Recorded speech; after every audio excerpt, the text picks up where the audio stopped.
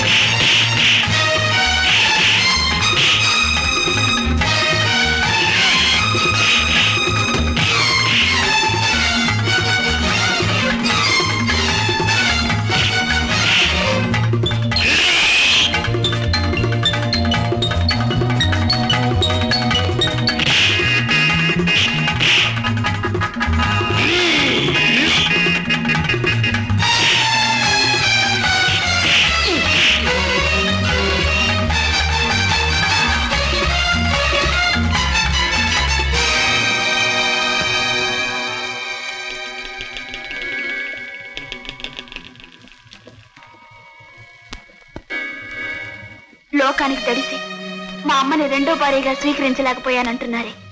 మరి మీకు భార్య ఉండగా మా అమ్మని ప్రేమించానని అబద్ధం చెప్పి ఆవిడ జీవితం ఎందుకు నాశనం చేశారు?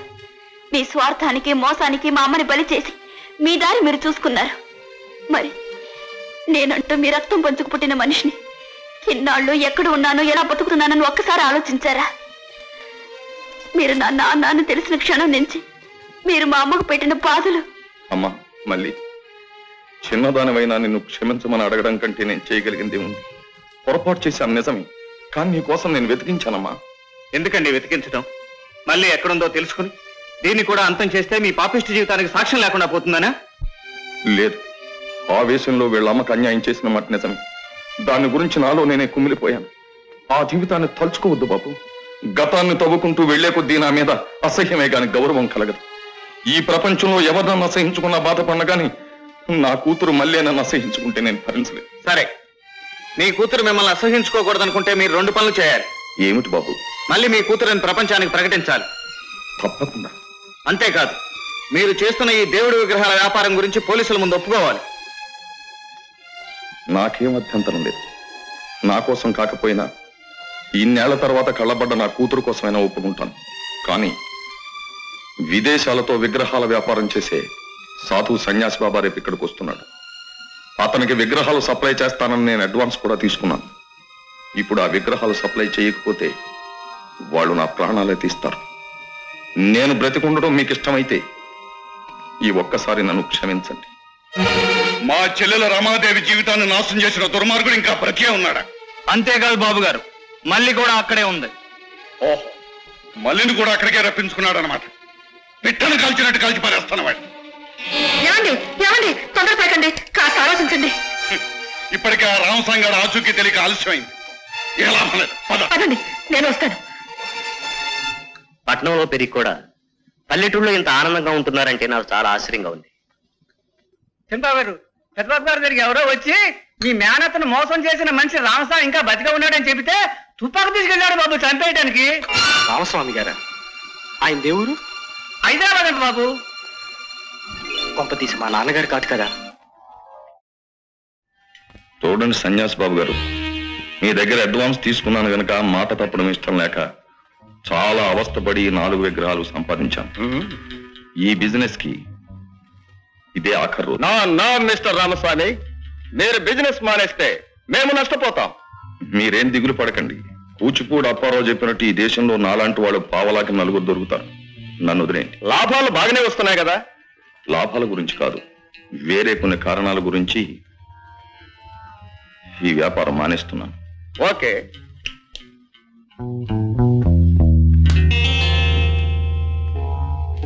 Thank you.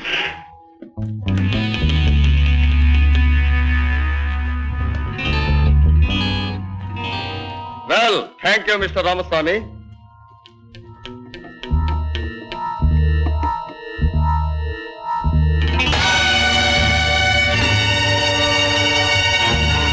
మిస్టర్ రామస్వామి, దేవుడి విగ్రహాలని చెప్పి మట్టి బొమ్మలు మాకు అంటగట్టి మమ్మల్ని మోసం చేస్తావా? లేదు సార్, నాకు ఆశ్చర్యంగానే ఉంది. నేను అసలు విగ్రహాలే పెట్టా. మిగతా విగ్రహాలని టెస్ట్ చేయండి.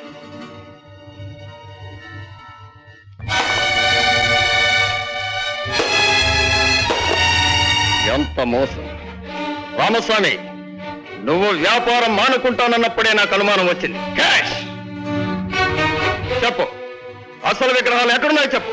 నేను వ్యాపారం చేసే దేవుళ్ళ మీద ప్రమాణం చేసి చెప్తున్నాను, నేను అసలు విగ్రహాలే పెట్టాను sir. I don't believe you. Come on, నా దగ్గర ఉన్నాయి.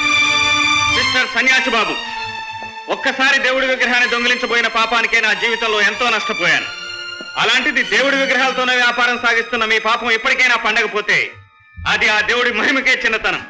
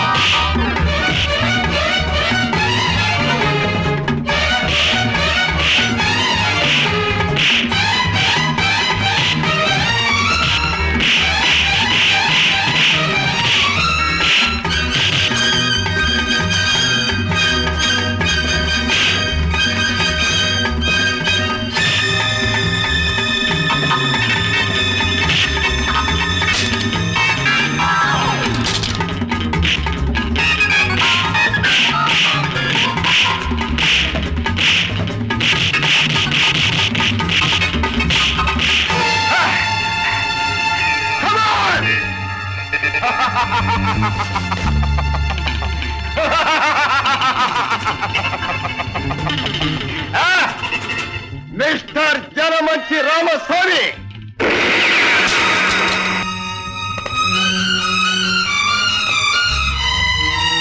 ఆ నీచుడు చావాల్సింది నీ చేతిలో కాదు, వాడి చావు నా చేతిలో రాసి పెట్టు.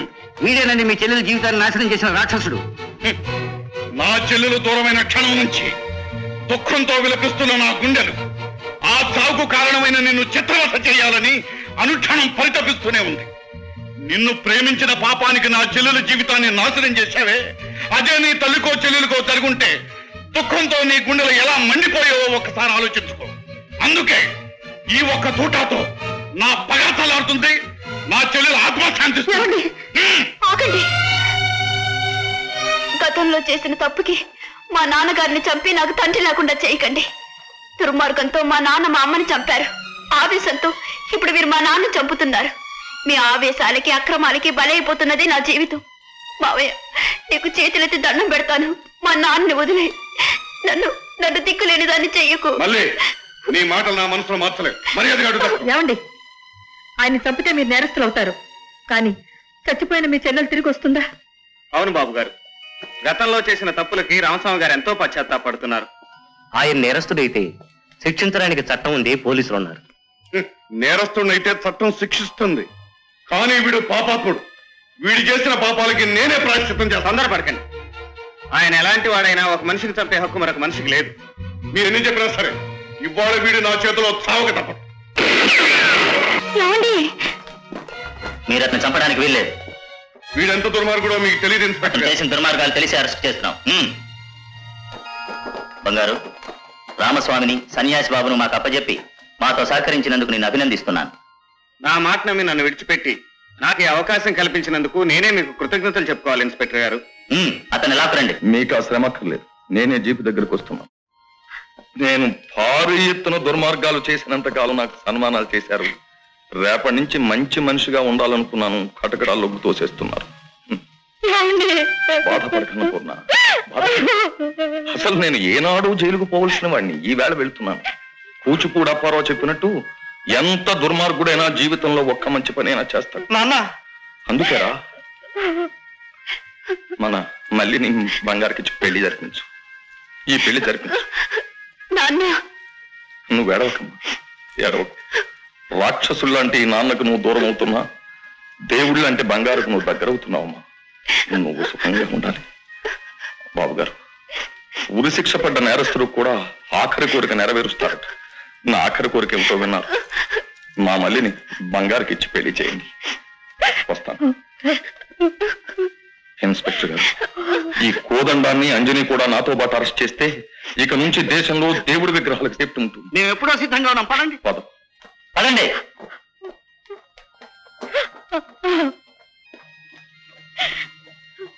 నాన్నగారు, బంగారు మంచితనం ఇప్పటికైనా మీకు అర్థమైంది కదా? ఏమండి, విరోధాలన్నీ మర్చిపోయి ఈ పెళ్లి ఒప్పుకోండి.